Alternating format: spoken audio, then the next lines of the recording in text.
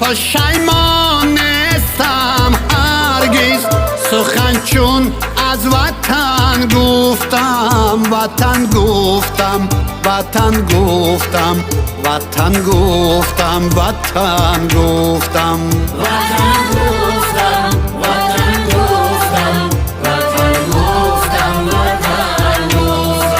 نه سر گفتم نه پا گفتم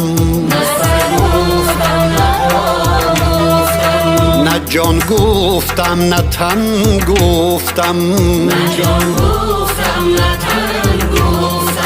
وطن گفتم وطن گفتم وطن گفتم وطن گفتم